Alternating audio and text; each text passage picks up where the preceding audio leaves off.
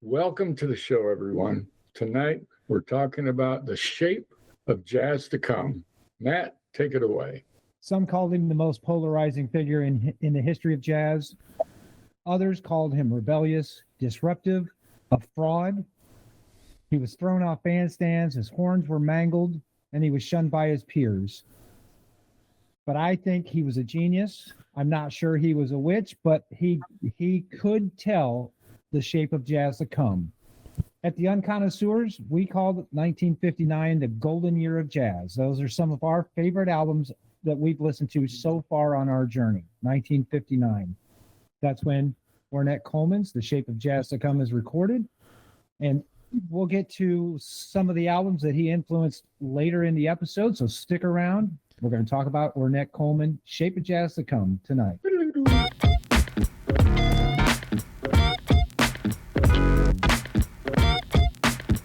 As Matt just said, The Shape of Jazz to Come from 1959. What a banging album. Yeah, I'll tell you what, let's just get into the clips right now. Let's just cut the crap. Move it, baby. Let's do it. All right. Tonight, Matt, I think you want to be a little selfish. I'm gonna be a little selfish tonight. You know what? You guys have had yours in the past. Tonight, I'm gonna pick two clips, but we're just gonna do my first one first. What are you talking about? Yeah. What do you mean? What am I? You got two clips like 50 times in a row. So tonight, for me, first pick is song number 4, "Focus on Sanity." Start me right about 3 minutes and 30 seconds, and just play 45 seconds or a minute or 4.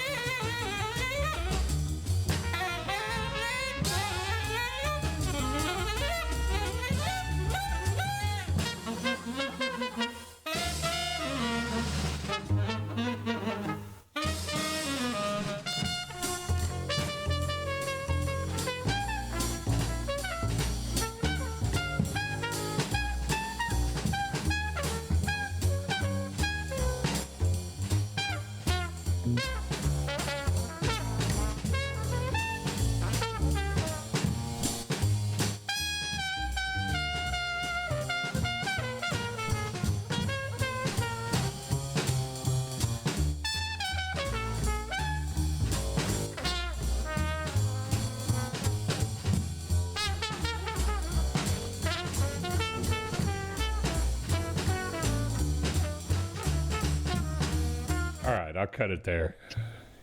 Me being the selfish trumpet player that I am, I want to highlight the trumpet solos. So that was Don Cherry on the trumpet, and Don. Ornette, thank you. Yes, Don and Ornette have played a lot together. They did a lot of music together, and I won't say that they're right hand men, but they worked a lot together. And so this album especially, he lets Don just kind of, Ornette lets Don just do his thing.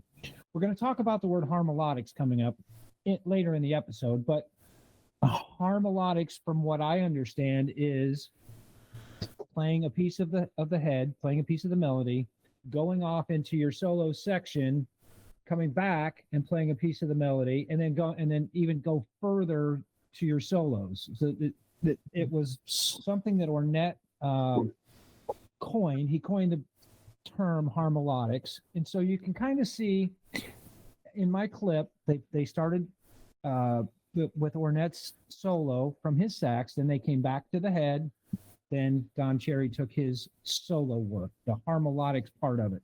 So that's just what I wanted to highlight was how they flow in and out of the melody, and then boom, right back into the free improv of that song. So, and he coined the term a combination of harmony, movement, and melody. Yep. All to describe his philosophy of improvisation. What I found interesting about the kickoff of the clip is you can hear him playing "Autumn Leaves." Yes. So he quotes "Autumn Leaves" and then runs and does something else. But the idea to me is you've played these things before, you've heard these tunes before, and he just quotes it and then runs off and does his thing, then hops back into the melody of the song. So, yeah, it's the movement where Paul called it the other day, forward moving in your solos. No reason to go to home. Run out and come back, run out and come back. Just keep it forward motion. Don't ever play the home note. Don't ever It's play like the one. it's like my golf ball just needs to go forward and never backwards, right? It always needs to go straight down the fairway, not to the left. Because I'm hitting it forward, I'm doing all right. So you didn't say harmoradical, did you? Not harmoradical, harmonic. Well, but yeah, it could be, and from my ears, it could be harmoradical. Radical. Yeah, well, this is a free jazz album. Yep. It's on the tastier side of free jazz, in my opinion. Okay. The word I might use is approachable. It's on Approachable. the more approachable side of what we would think of as free jazz. We've heard some pretty harsh free jazz from Peter Brotzman, even John Coltrane's Ascension we covered in episodes. Yep. That's hardcore free jazz, and I think that's what a lot of non-jazz listeners think that jazz music is. Yeah. It is that they've either heard a piece of that or they've encountered someone who's played that for them and said this is jazz. Of course, it's that I could see how that would turn a lot of people away, but Ornette comes at it in a totally different way. He says, yes, we're gonna leave the harmony in jazz. We're gonna leave the melody in jazz. We're just gonna explore, push the boundaries a little bit. So that's what I think.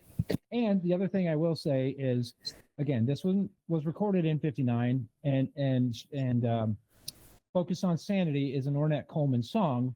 But of course, I'm listening to John Coltrane as well, and Coltrane does a version in '67 on his album in '67 called Avant Garde with Don Cherry.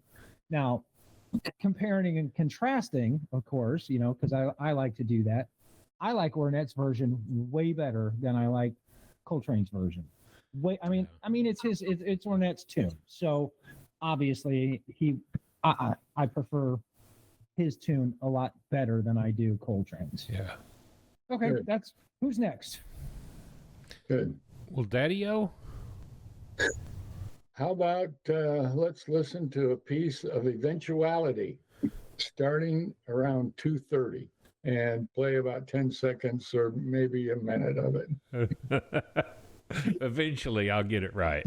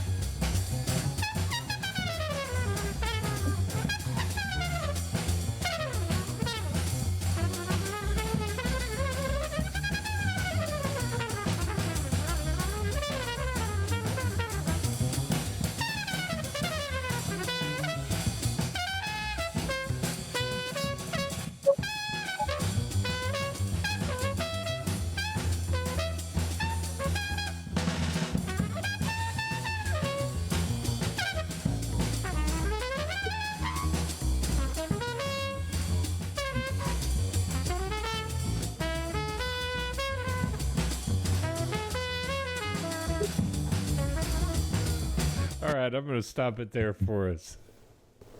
Do tell. Why you got to pick another Don Cherry in that? Well, I love that. I know. I think this track is representative of the whole album to me, because we got all the musicians coming through, and Billy Higgins on the drums that plays such a vital role in this whole album, and the way he lays it down in the middle of the other instruments is so stirring and inviting. But again, I think it represents this whole album, and the idea of the change. I don't know how to explain it as others might, but the change doesn't change direction; it keeps flowing. but what the it maintains the rhythm without losing the rhythm and without losing the flow of this track. So eventually we're going to get there. Eventually we're going to see this track completed. So that's part of the reason biggest reason I chose this. And of course, the drums just it'll wipe you out, man. It'll wipe you out. So there you have it. I love the fact that he looks at it from the drummer's perspective, because if it was just you and I, we'd pick Don Cherry all night long to highlight his clips, but he's picking a clip for Billy Higgins, which I absolutely love. And you're spot on. You're spot on, Dad. Even though it's free, there's still structure to this album, which I think it's interesting because you read a lot of it. He didn't like the idea of it being called free jazz. Even the Free Jazz Collective that we covered a couple of months ago, he didn't want it to be called free jazz. It was experimental. We're trying to break the bounds of what is expected, which became known as free jazz. We get into this, eventually you'll figure out that it's just not jazz, and it's just not, you can't classify it. It's experimental. And that's what I think we miss in the conversation of Ornette Coleman. Let's go experiment. I'm tired of the same old thing. Let's just have some fun. And that particular track is eventually we're going to get to this conclusion where we're just having fun. Mm-hmm. It was still a bold statement, though, in 1959. This is the shape of jazz to come. Bold statement. Mm-hmm.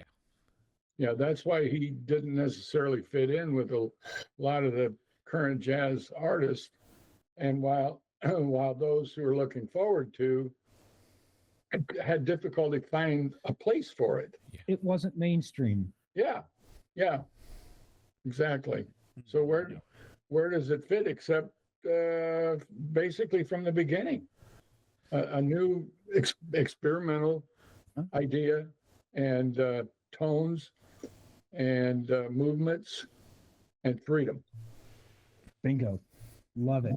Drew, wake up. I'm soaking in what you're throwing down, baby. I am soaking it up. He's coming with a vengeance tonight. He's dropping knowledge. Preach back to the beach, old man. Let's have it. I'm loving it. All right. The song that I wanted to hear, we discussed early. Matt's got a second track coming, so I'm going to let him have track 2. The track that I want to hear, because I want to talk about the story behind it, is Lonely Woman. And I'm going to start this at about 1:40. It's going to jump from a couple of things, jump from one to the other so that I can focus on some. So 1:40, Lonely Woman.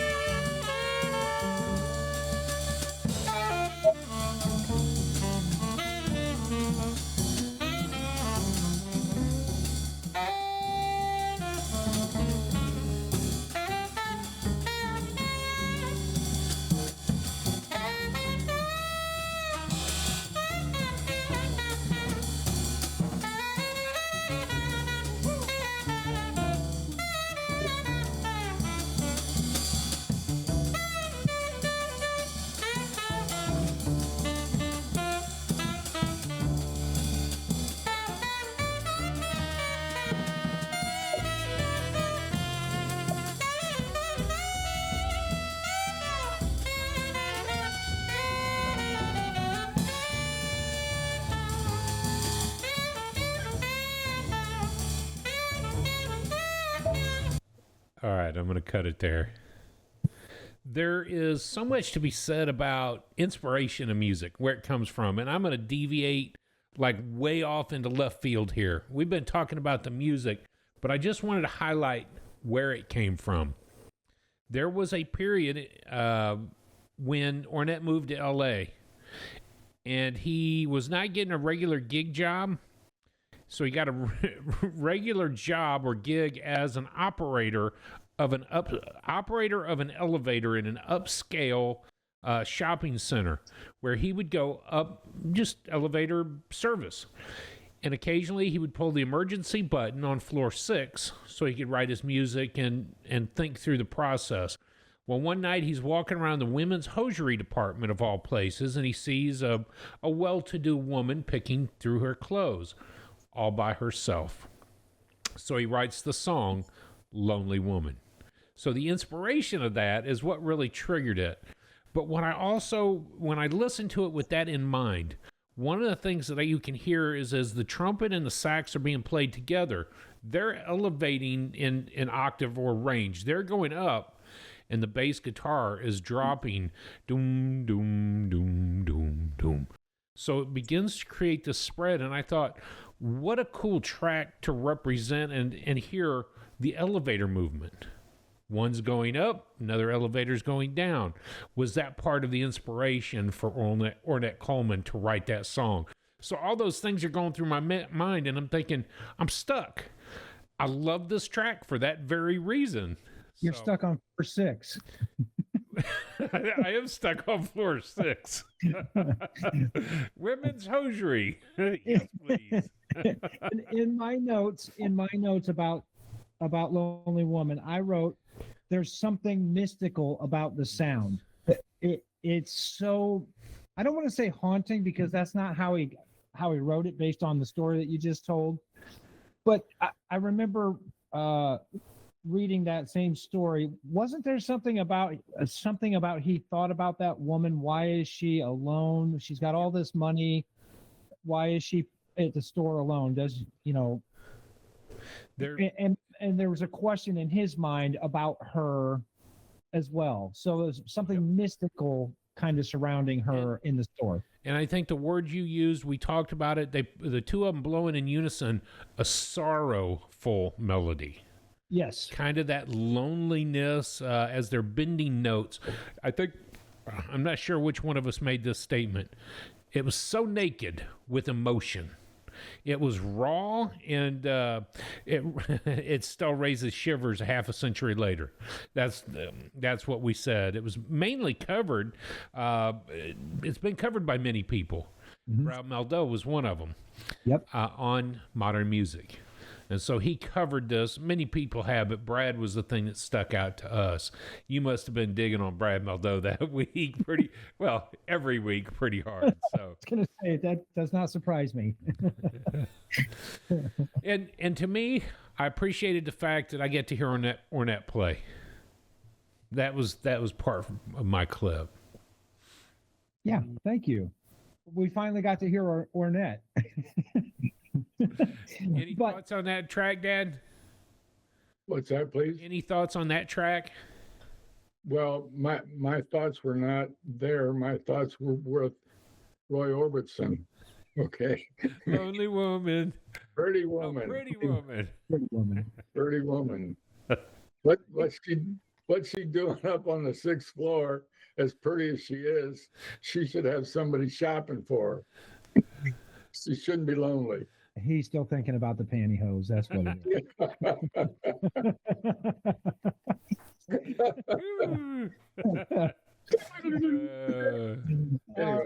is. Anyway, all right. I'm going to hijack the clips again. I want to. I was going to say, at least we got one clip with Ornette Coleman because I know where you're going, baby. You do know where I'm going. And the funny part is you had this same exact clip picked out. So I'll still take it as mine. So don't worry about it. But play a little bit of song number 3 called Peace, starting right about 4:25, 4 minutes and 25 seconds. 4:25, Peace. Yep.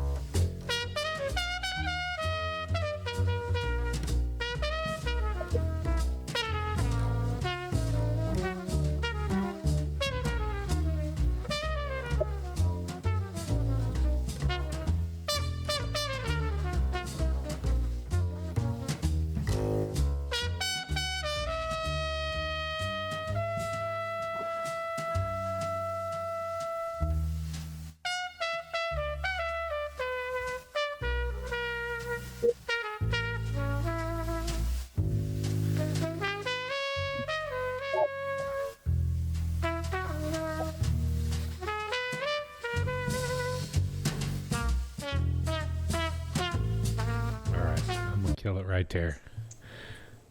What an amazing clip, Matt. That was really cool. I love the way Don, well, we should have probably prefaced it even a little further back to hear some of Ornette's sax, because he's really wailing on his solo there, and then everything just kind of gets peaceful at that point. And Yeah. Don comes in with that smooth, steady, slow trumpet solo that just it's like a breath of fresh air kind of in the song almost. It says, Yeah. okay, now I'm at peace. So I'm sorry that we didn't play any clips from Ornette, but I'm just a huge Don Cherry fan now. I know, right? Here, check this out. This is that Ornette, about 350.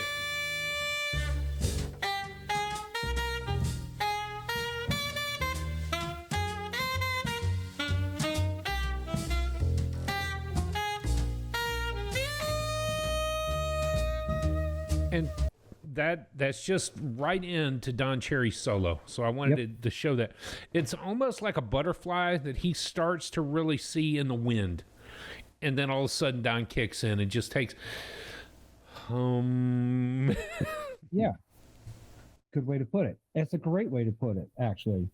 I found it interesting that there's no chordal instruments on this album at all. There's no guitar, there's no piano. I think I'm not mad at it, but I think it might have added another layer of depth to the music had he had a chordal instrument, whether it was a guitar strumming chords or a piano laying some stuff down in the background. I don't know. What do you think? I think it was justified without a piano and a guitar. And 5960, when you see Cecil Taylor start dropping in on the piano for free jazz, wasn't a whole lot of piano free jazz. Wasn't a whole lot of guitar free jazz.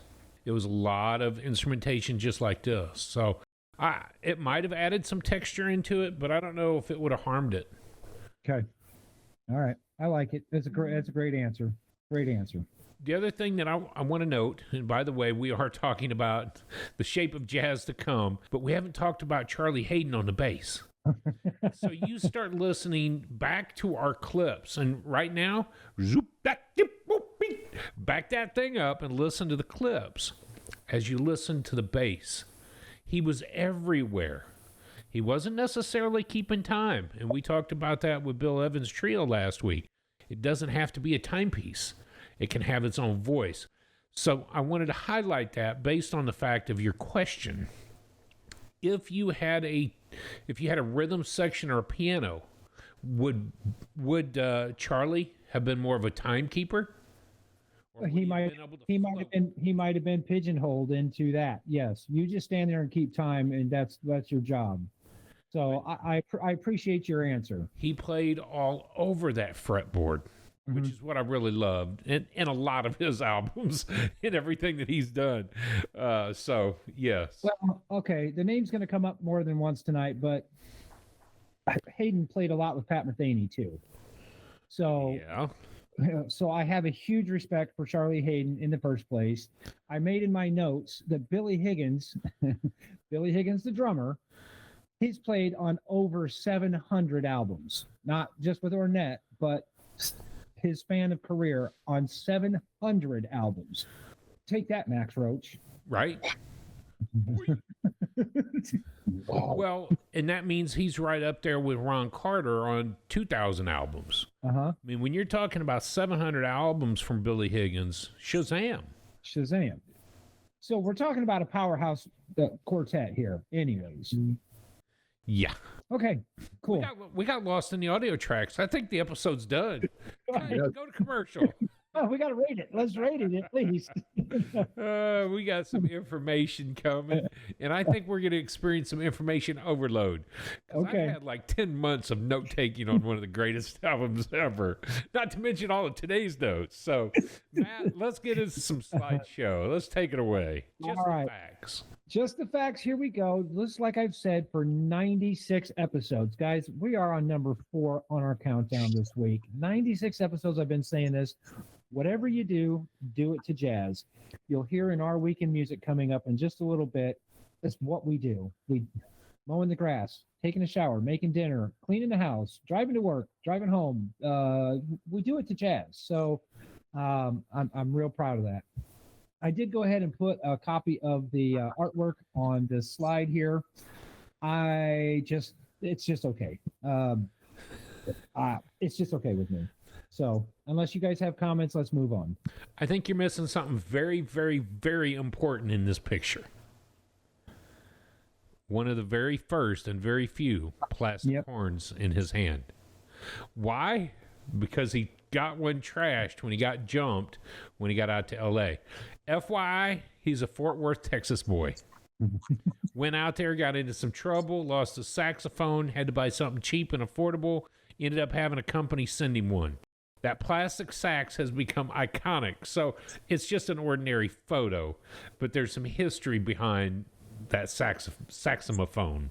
Okay. So, all right. It doesn't fit the shape of jazz to come statement, though. He looks like a high schooler goober holding the saxophone. I expect a marching hat on top of him. Hi, my name is Ornette. I play the sax.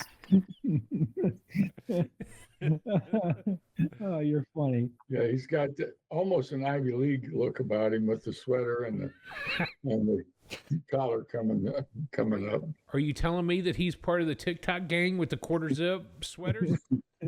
I know y'all have been watching that. So, slide number next. Slide number 2, the jazz style for the day. I mentioned it just a minute ago. Mainstream jazz is the one we're going to talk about. That is not Ornette's style, so it has nothing to do with tonight's artist. But mainstream jazz is a genre of jazz music that was first used in reference to playing styles around the 1950s. So mainstream artists would be Miles Davis, Coltrane in the 50s, Bill Evans, Brubeck, Mingus, yeah. All of the mainstream guys. Everything that we've covered in the last 96 weeks. Pretty much, right? But that would be considered mainstream. So Ornette's just outside. He's just outside of mainstream, but he didn't care. So yeah. All right, let's move on to the next slide where you can get it. This again, tonight's album is available on all the major streaming platforms. We at the Unconnoisseurs would prefer that you go find a record store and buy a brand new copy of The Shape of Jazz to Come from Ornette Coleman. I did put a quote at the bottom of that slide by Ornette. It was when I found out that I could make mistakes that I knew I was on to something. It kind of just speaks for itself. Once you realize that you're not limited by mistakes, what are you able to do? Mm-hmm. And who was it, Miles? The note that you played wrong wasn't a mistake. It was what you played after it that made it a mistake. Yep. And I love this quote. As a trumpet student, as a jazz student, we hear this from Joe every single Sunday night. Play something. The only way you can play wrong is by not stepping up and trying to solo. You're never going to learn if you don't try. Yeah, and even if it's a bad note 5 times in a row, next time on the sixth time it may not. Now it's intentional. Now it's intentional. Absolutely. At least you know what you're doing, even though you're doing it wrong. That's so it. I wish I could figure out my golf swing. Because I don't know what I'm doing wrong. Whatever it is, it's not right. It's not right. So go out for the next 7 weeks with a 7-iron and hit about 100 balls a day. Okay. Yeah. And hit them all wrong? Hit them. Hit them. However I want to. Just hit them all wrong, and then 7-iron. And then 7-iron with 100 balls, and you'll figure it out. And then on the 31st day, after 30 days of doing them all wrong, then I'll figure it out and make You'll have it. Okay. I like it. That's great advice. I'm going to try that. I got advice. All right. They got your back. I like it. All right, let's move on to the next slide. This year in history. Again, 1959. Us three call it the golden year of jazz. We've got some favorite albums from that year. So 1959 is the year we're going to talk about. Alaska becomes state number 49 in the 50 states of America. The first successful firing of the Titan ballistic missile took place in 1959. The St. Lawrence Seaway opens between the Great Lakes and the Atlantic Ocean. Is that still open? The St. Lawrence Seaway? Yeah. That's pretty cool. I think they take a lot of grain from the Great Lakes through the St. Lawrence Seaway out across the Atlantic. Okay. Yeah. I bet wouldn't that be part of the Port of Toledo? Actually, yes, it would be. Yeah. I'm thinking about Anderson's. Yeah, Anderson's. I said, I bet Uncle Ernie could tell me about St. Lawrence Seaway. Yeah. Okay, moving on. The very first Newport Jazz Festival took place in 1959 on July the 6th. That happens July the 6th, not 1959. July the 6th is my birthday. I had to be careful how I worded that. Oh, that's my birthday. My birthday. Not in 59. Not in 59.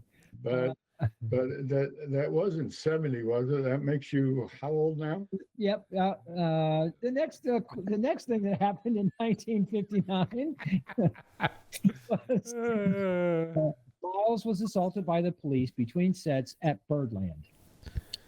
That happened in 59. So it's just a jazz history fact that I like to highlight, not because it happened, but because what the outcome of the happening. So he just, yeah. Anyways, a few albums that came out: Bags and Train by John Coltrane, Quiet Kenny with Kenny Dorham, and Abbey is Blue are just some of the other jazz albums that came out in 1959. Just some of them. I know there's some other bangers there that I can't talk about right now because they may be coming up. Maybe.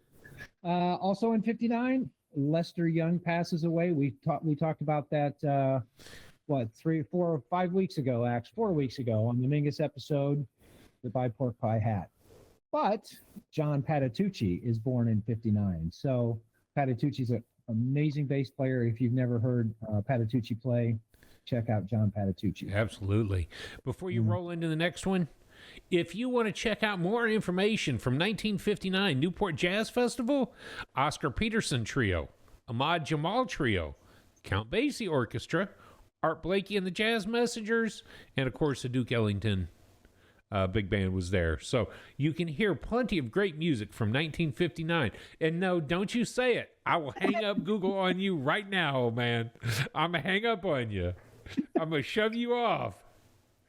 Wow. All he did was, he might have had a thought about the 1959 jazz. I doubt it. All right, what are you going to say? Come on. No. Bring it on. CB, that's all I was going to say. CB. Did you had an orchestra, right? Once? We did get to see them once.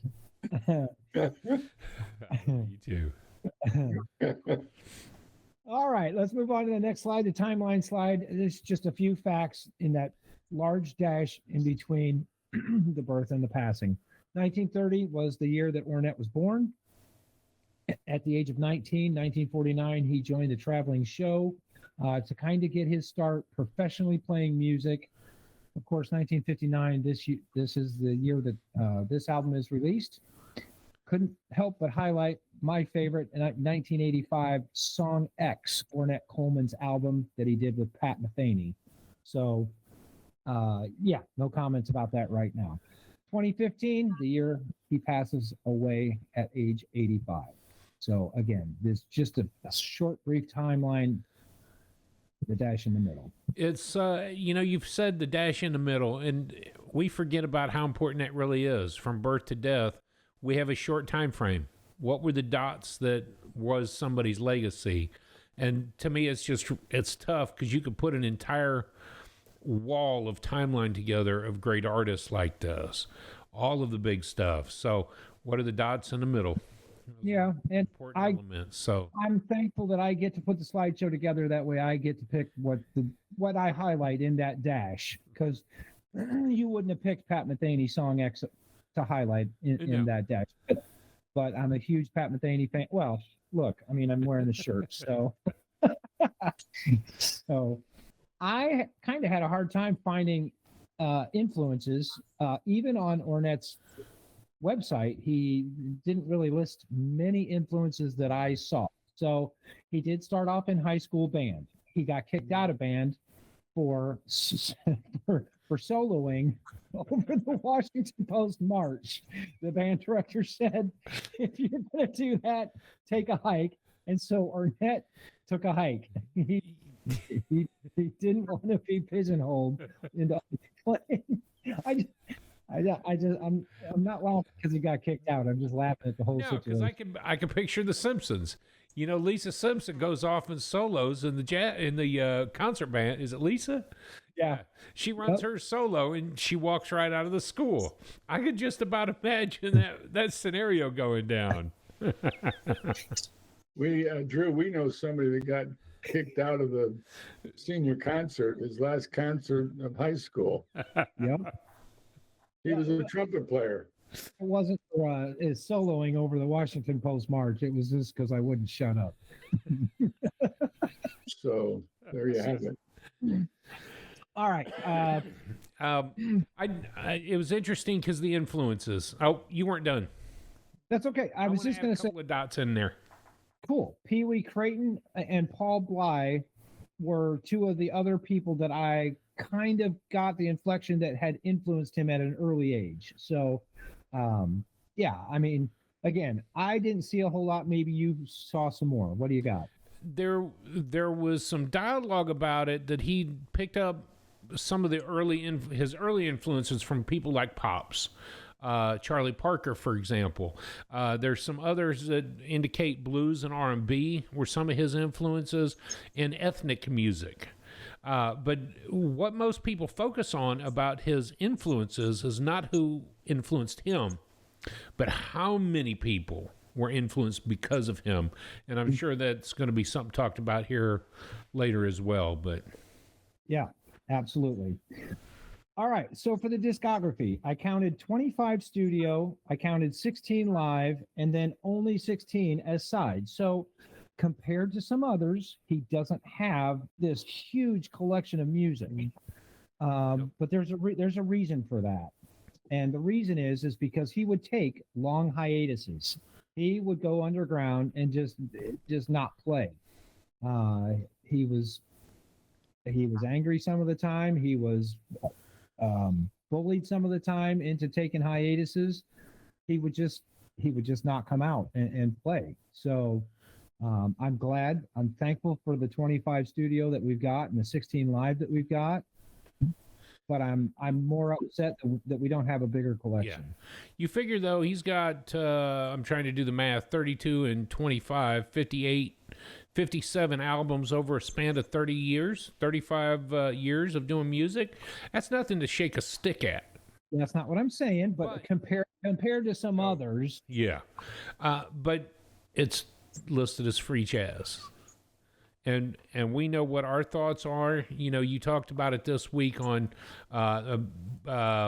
Jazz Style of the Week for mainstream jazz. He was definitely not mainstream. No. And so in that particular case, you look at that and go, well, did he have the sound that commercial people were paying for, or record labels would have? True. So there could have been a lot more out there. But some people just don't like free jazz. Well, that's true. That's true. Not everybody's gonna like everything. So the genre that I've got listed is, and again, there was more on the wiki page and more on his website. These are just the three that I wanted to highlight: the avant-garde, the free jazz, and then jazz fusion. And I'll just lay it out. The fusion part comes from Pat Metheny and his work with Song X. Yeah. I mean, Metheny's a jazz fusion artist through and through. But when he collaborated with Ornette to the freestyle, you know, yeah, I don't know. So I just picked those three just to highlight for the genre.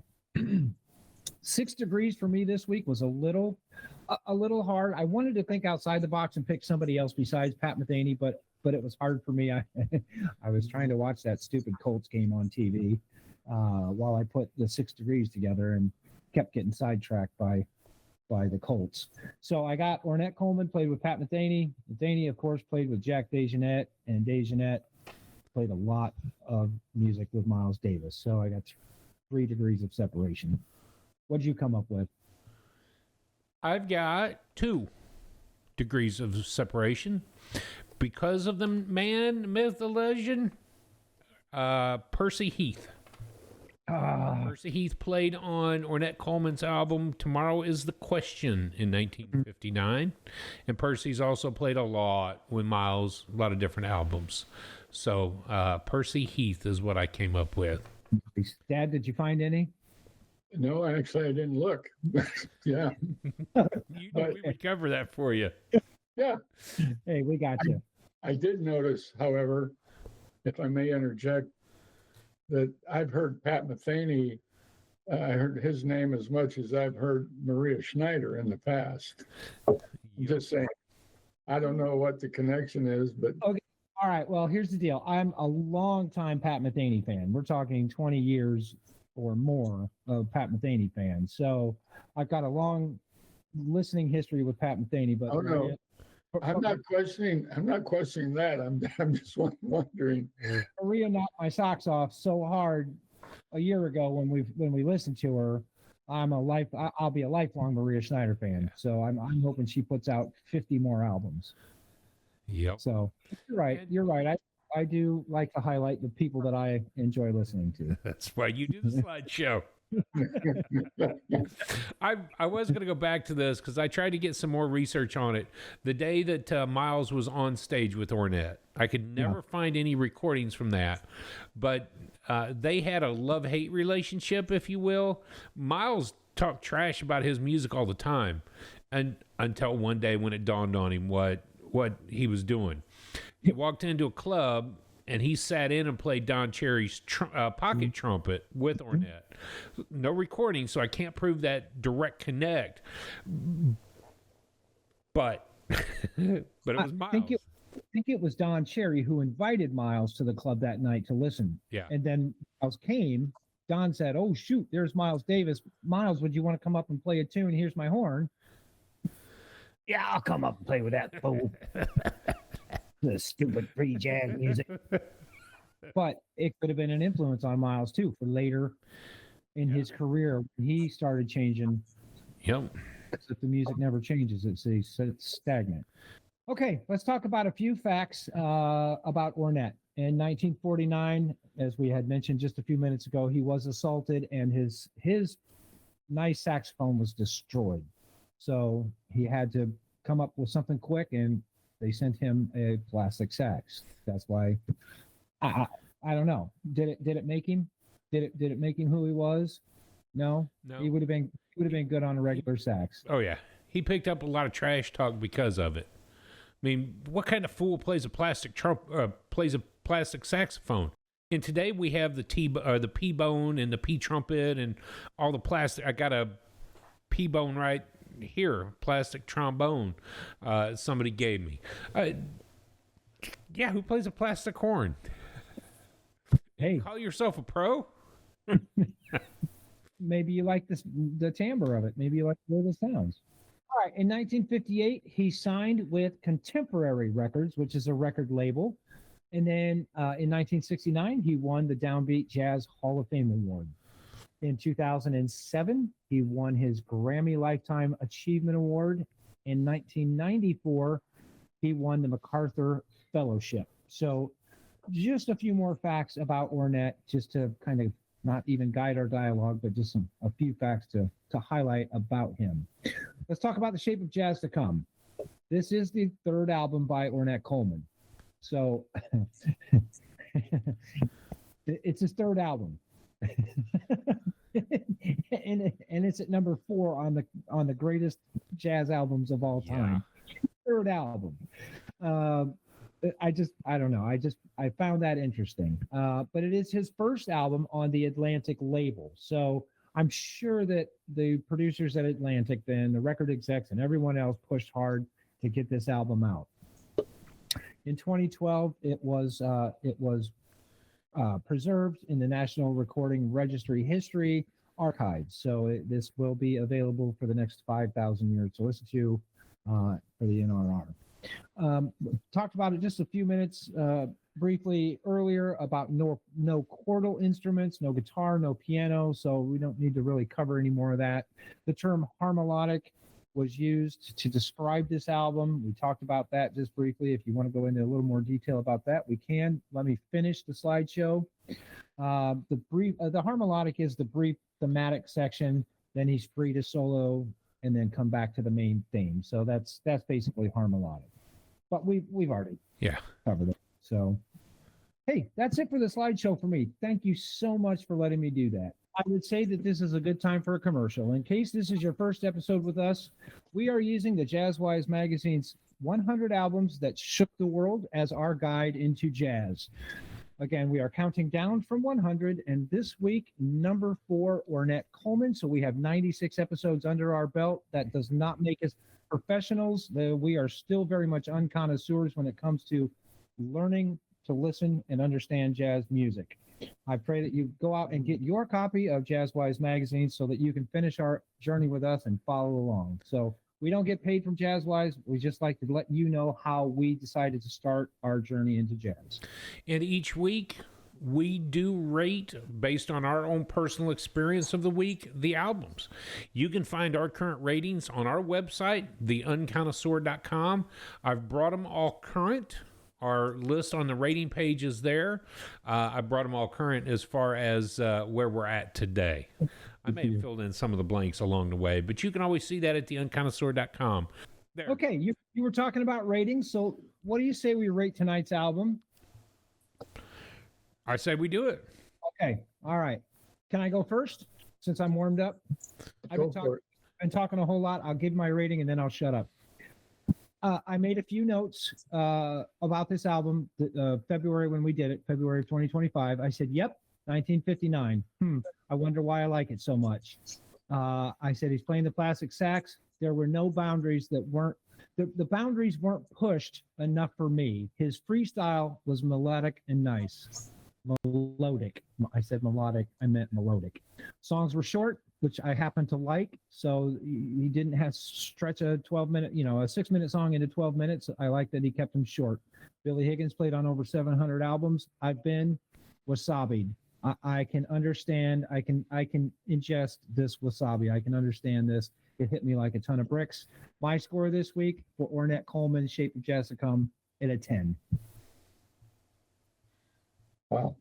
And silence fell over the crowd. Because we're not free jazz fans, and this is a free jazz album, it wasn't even a tough choice for me to rate. I kind of wonder. I'd fight you over it being free jazz. I really do think it was experimental for 1959. It went one way, just like Bill Evans' trio did something different. They were testing the waters out here. When it comes to a definition of what free jazz is, I think this one's not it. Tag not it. But what was your thoughts in rating on this? To me, it's close enough to, because it's the early side of free jazz. We've heard some heavy duty free jazz, which this is a milder side of it, really. So experimental, that's a good word, but I also feel like Ornette was pushing the boundaries as he did in high school. He's pushing the boundaries. For whatever reason, that's in his mind. So anyway, I gave this album an 8.5. Ooh. Okay. The historical setting of it, the fact that this is, like we're saying, away from mainstream jazz, that's a big deal to me. Creative, definitely. There's some improv going on. I didn't appreciate or didn't follow the flow, the style, of course, whether it's free jazz or not. It didn't move me like some other things, other music and other albums have moved me. Now, I want to say this about that. I was generally, overall, I was not, I was tired this week. And I think that had some impact on my score. I just was weary and stressed about a whole lot of stuff, as I said at the opening. So that no doubt affects my score.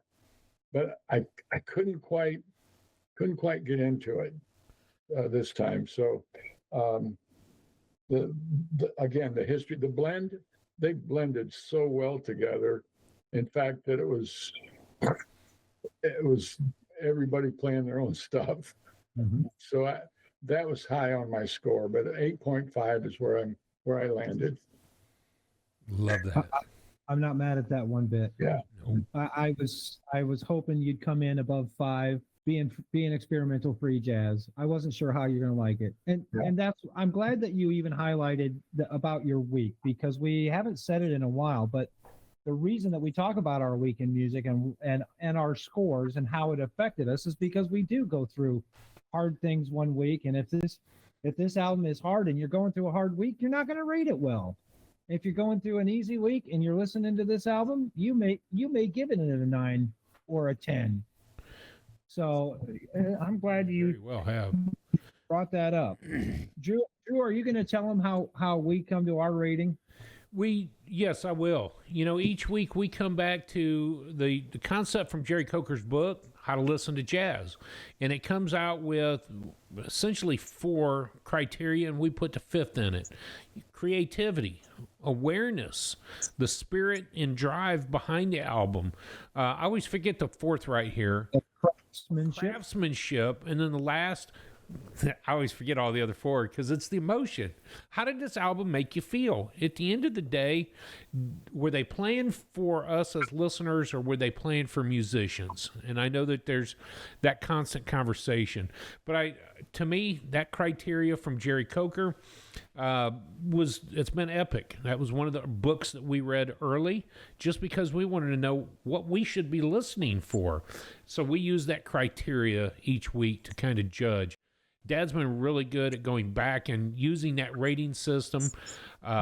We didn't get into that much until about, 6 months in. And it was like, oh yeah, we should be using this for our Rubik grading.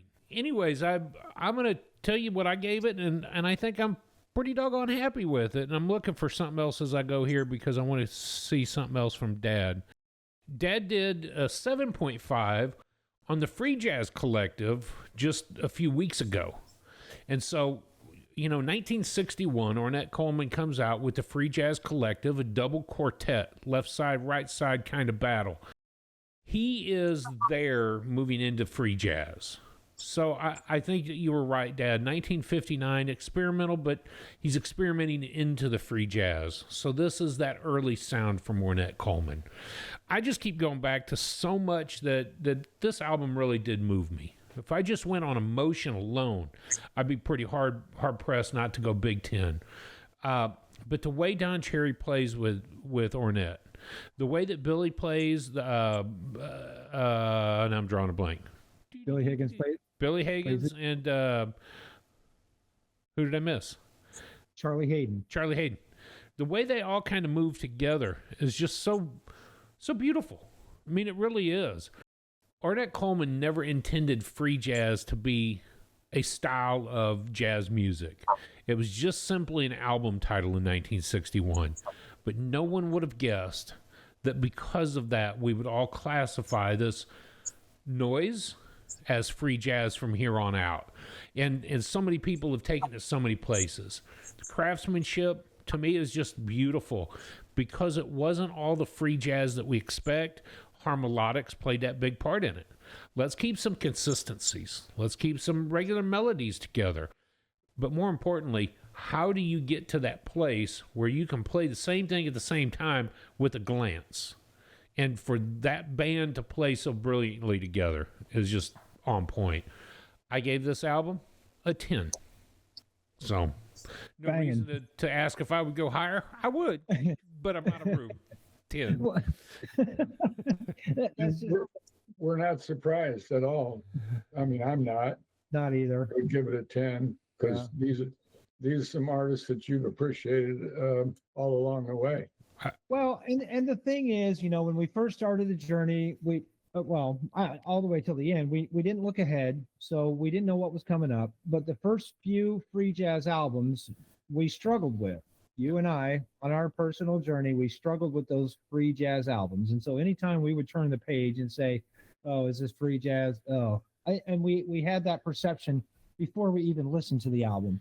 And so that's kind of what I was expecting with The Shape of Jazz to come. Another free jazz album, another week that I'm just going to turn up my nose and listen to whatever else I want to this week besides diving into this album. That's not what happened. No. We got a beautiful album that I can give a 10 to as well. So, yeah, and it was number 15 on our list, Ornette Coleman, a free jazz collective. It did feature Eric Dolphy, who we were going to experience just a week later. It had Freddie Hubbard on it too. It had Don Cherry and Freddie Hubbard. It had Scott LaFaro. This was Free Jazz Collective. Had Scott LaFaro, Charlie Hayden, and then Ed Blackwell and Billy Higgins. So we'd already experienced the 1961 album, A Free Jazz Collective. So to turn the page and go, oh man, this is another Ornette Coleman. What are we really in for? Well, and that's and what it blew us away because it was not that I didn't like Free Jazz Collective, but if I was afraid if I was in for another week of that, how similar is it? But thankfully, John Newey at Jazzwise was wise enough to not throw two of them in the list like that. Yep. So I will say that Shape of Jazz to come, because there have been two other lists with Jazzwise. This 2022 list is the third generation of list. In 1999, the list for Jazzwise, this album came in at number 12. And then on the 06 list, it came in at number 3. So it made a huge jump from 99 to 06, from 12 to 3. And of course, this year we're at number 4 on the 2022 list. So I love where it's at on the list. I absolutely love it because we have ingested 96 weeks of other jazz before we got to this one so that we could appreciate this right here. What's the new music sound like? Dad, what's new in jazz? There we go. Excellent. That's a good segue into this album that I've chosen to highlight tonight, and it's called Opening Time. It's done by 3 individuals, guy by the name of Greg Fote, Jihad Darwish, and Moses Boyd. And I like the artwork on the slideshow. It almost looks like 3 bumps on a log. An old-time phrase that we've heard. 1, 2, 3. Exactly. This album was released in, I believe, August of 25 under the Blue Crystal Records label. It's just 40 minutes long, and there's 3 other albums that were released at this time. And I've said it before, I really believe our listeners will appreciate this. It's quite a jump from free jazz because it has nothing to do with free jazz. The guy Greg Fote, F-O-A-T, was the composer. The genre can be considered electric jazz or folk jazz or jazz piano. So that kind of covers a lot of the outtake or the outlook. There's a couple of tracks that I think I want to highlight. Her Love Is All I Need is, I think it's the opening track, and it's very moving, stirring. The next track is Skipping Tones. And at the end of this track, near the end of the track, is a cascading kind of sound where you feel like you're at a waterfall.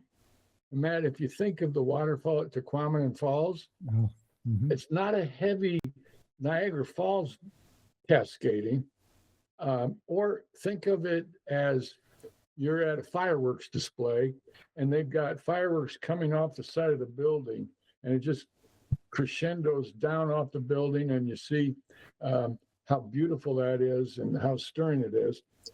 The track Redemption. This is a slow and easy walk. I said, like walking in, taking a forest trail and just walking, taking in the elements, touching the trees, not hugging them, not hugging them. A nice, easy flow where you're breathing deeply and you just feel so much at ease. The Dreams of Peace with the double bass coming through. Wow, I'm telling you, that is moving. It's restoring. It's a restoration kind of process. And a couple other things I'll just say. That this album takes one into a world that's stress-free, unhurried, it's sturdy and relaxed. And I use the term transcendent. It's a place of peace.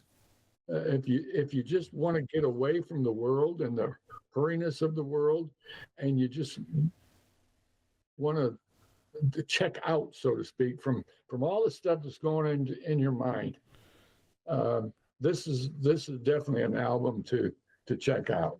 So our listeners are going to appreciate this album. I know I did.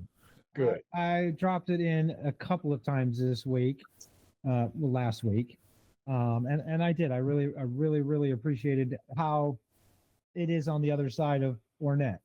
Yeah. It's a complete opposite.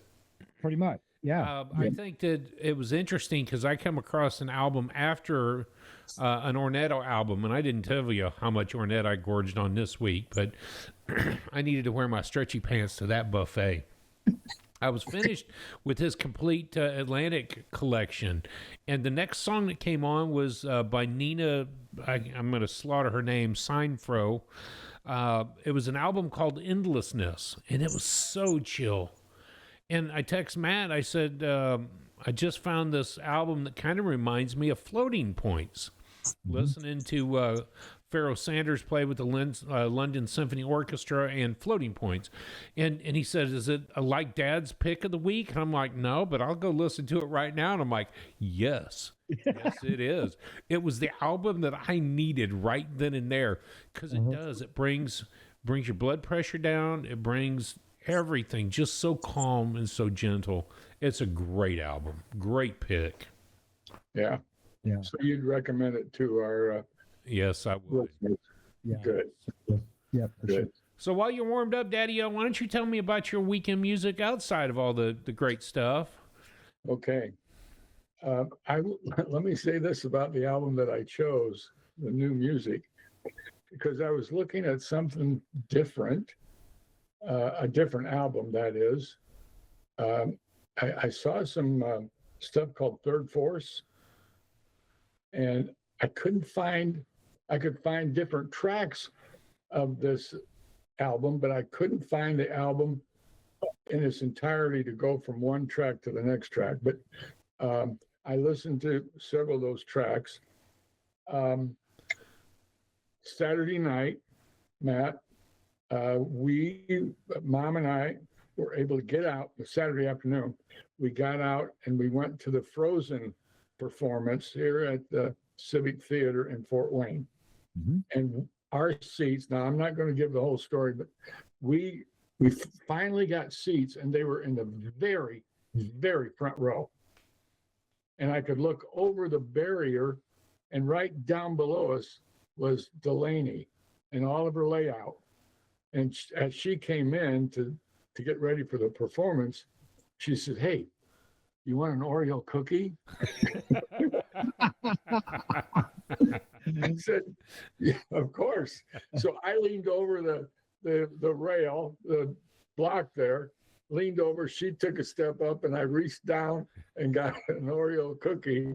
And then the monitor came over and said, "Hey, no, you can't do that. You can't do that. Don't lean over." Of course, they had a net. Yeah. There was a net protecting.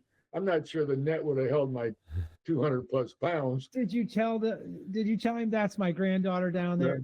You know, he didn't care at all. I was over the rail. So what would you do for Klondike Bar? Tell him, what would you do for an Oreo? I mean, my granddaughter. Come on. exactly. What's the matter? Exactly.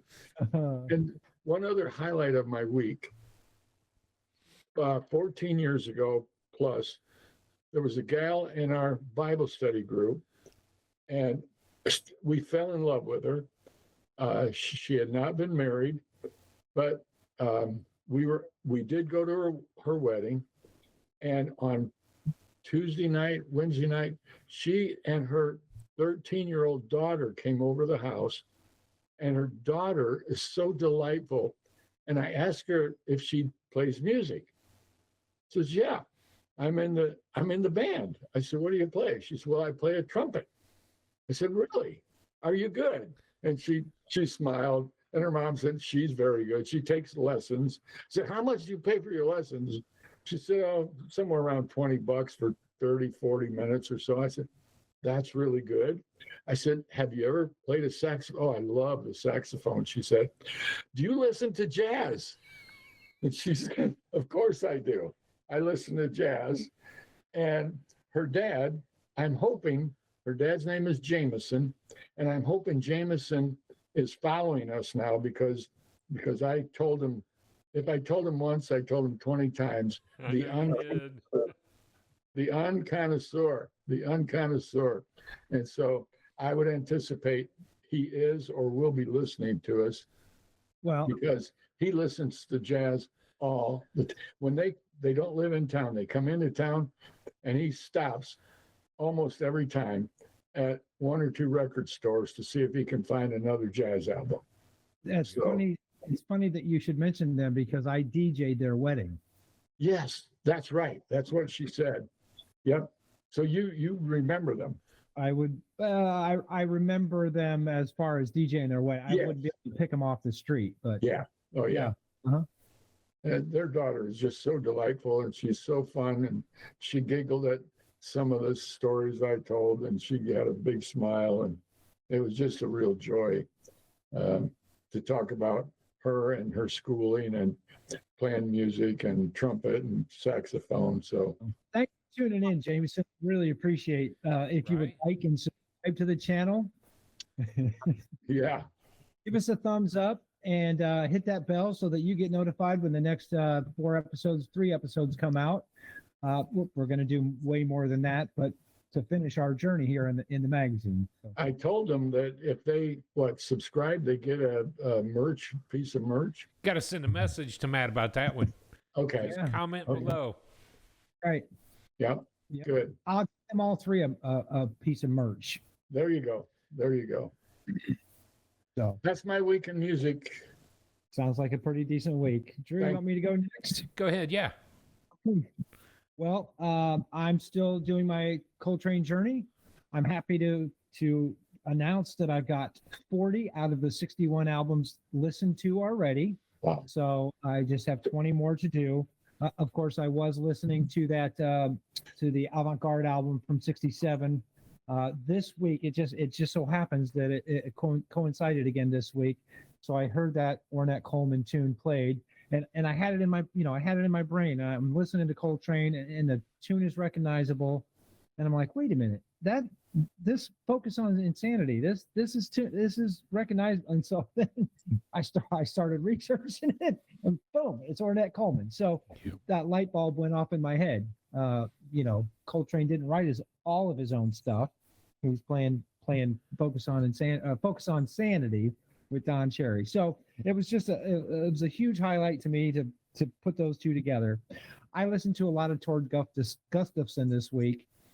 He has a new album that came out in 2024. So I was listening to some Tord. I don't only listen to jazz. I hate to admit it. You don't? No. I'm going to kick you off the show in a few weeks.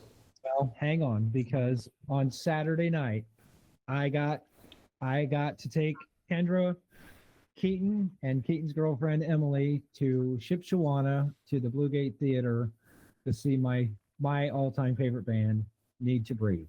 Yeah. We got to see them Saturday night for an acoustic show. The bass player Seth, who's been with the band since inception, so he's been with the band for 23 years. He is stepping away so that he can focus on his family. So they are doing an acoustic tour to send him off and say goodbye. They're not doing a full rock and roll show tour. He just wanted something low key, something nice and easy to go off and be with his family. So it was an amazing night. Wow. You know, the last time when I saw the pictures from that night, I thought, man, I remember being at the fair last year with you and Kendra watching this show. Yeah. I know it was a great show. Had to have been a brilliant one. So it was definitely a highlight of my week because the last time I saw Need to Breathe, I was with you, and of course they sang Brother, and you know, that whole song is let me be your shelter, brother, let me be your shelter. So I couldn't help but think of you that night, but we had a great night anyway. So good show. So yep. And besides all the other Ornette Coleman that I listened to, the Coltrane that I listened to, the Tord. Dad, you sent out a video for us.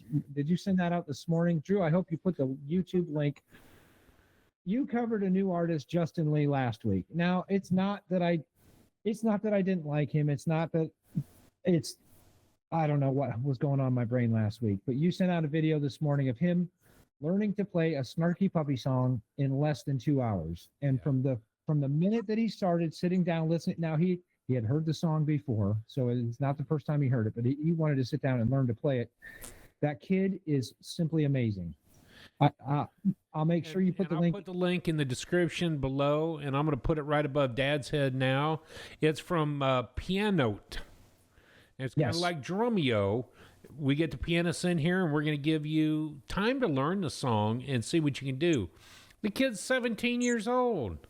Well, he's 19 now, but still, the Snarky Puppy tune that he plays is an amazingly fast, complex, intricate song, and he sits down and learns it in less than 2 hours, and then before the 2 hours is up, he plays it at tempo. It is simply amazing. That blew me away this morning. I needed that. And again, not that I didn't like Justin Lee or anything that you had said about him, but when you just hear the music, it's hard to picture an 18, 17-year-old sitting at the piano. Yeah, okay, this is cool. But then when you actually see him sitting down with his tools and his craft and do something like that, it just simply blows you away. So thank you for sending that out. I loved it when the host said, so do you want to play the section of the solo? And he goes, no, I got that. I got that. He's like, how you got? He's like, oh, it's basic. Yeah. He says, are you ready to do the run through? Yeah. Can I put my jacket back on real quick? It'll be a good look. And I'm like, he's worried about his leather jacket being on so he can do the formal run through. Yeah. And it just, what a banging video clip that was. So I'm looking forward to an album that highlights his sister. Because they've got the Christmas album out, but that's all I can find from a couple years ago. They have what out? A Christmas album out. Oh. So, Drew, what about your week in music? You know, I'll keep it brief. My week was pretty kind of nice. We were wrapping up school. I've got this week, which now be past week. We've had this week off for Thanksgiving. Had a really interesting time with students and a couple of things that they were being introduced to just at the end of the right before our holiday break began. So there's be a lot of video clips and photos that I do this week, particularly getting prepared for the last 3 weeks of this semester when we get back to school. So for us, it's just a normal grind. I'm still learning to play the trumpet and learn to figure out how to solo. And Sunday night jazz night, we won't have this week, but this past week we had 2 new students, an alto player and a trumpet player, both in middle school, just trying to sort things out and see if this is where they want to fall. Of course, I didn't realize that I am now one of those more intermediate players. So when you sit down with 2 beginners and think about, wow, I started here 2 years ago, and I had some confidence at that moment, just watching two new faces. We've watched so many people come in the last 6 months. They're all advanced students, all playing in their jazz bands at high school, and to see two new faces was it was a great experience. So that's my week. I'm looking forward to, and by the time this comes out, Thanksgiving is already passed. So I hope that the families have had a wonderful Thanksgiving, a safe Thanksgiving. We anticipate having an update for Dad next week, and so I'm looking forward to that. So next week, we're already talking about. Matt, do you have that in front of you? I'm warmed up, brother. You go ahead. Well, And let me I don't even have to look. Never mind. preface what you're going to say is we both get to keep our shirts on. Amen. Audience, you don't know how much you appreciate that very sentiment, but thank you. We've been joking about this, especially over the last 25 weeks as we got into the top 25. This week is a smorgasbord of music. There is no doubt. I'll just not talk about it. I'll tell you what we're going to be listening to. This is none other than Bird. This is Charlie Parker, Bird, the Savoy Recordings Master Takes. And of course, I've got that up on the screen so you can see the cover.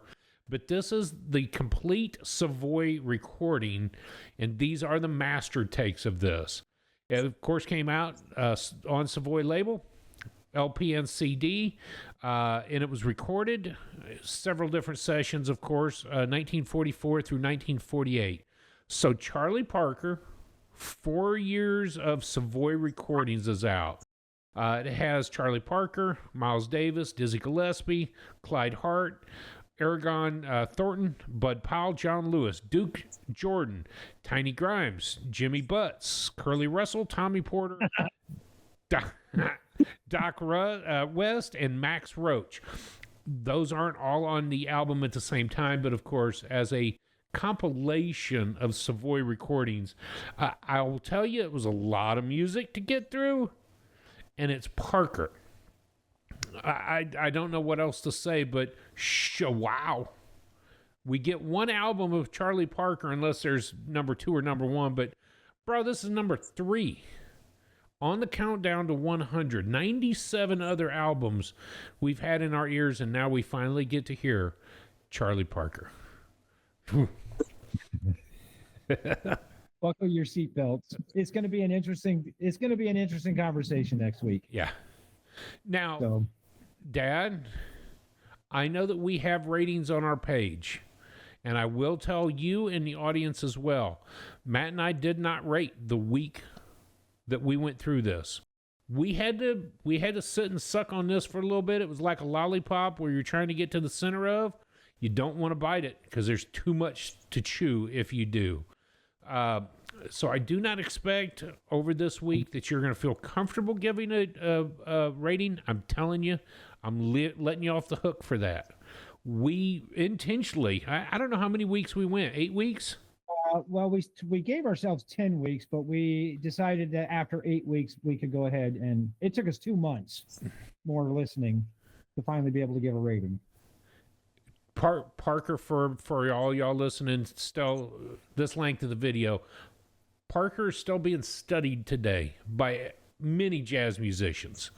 What he laid as a foundation of jazz music is still trying to be duplicated and understood. His complexity and richness, his understanding and speed. He's a brilliant, brilliant musician. I might say just up there with Bach as well. I know that's two different worlds, but we're still studying Bach, and we're still studying Parker. So next week, Charlie Parker. Put it in your ears. All right. Thank you all. Thanks, everyone, for sticking around. Yep.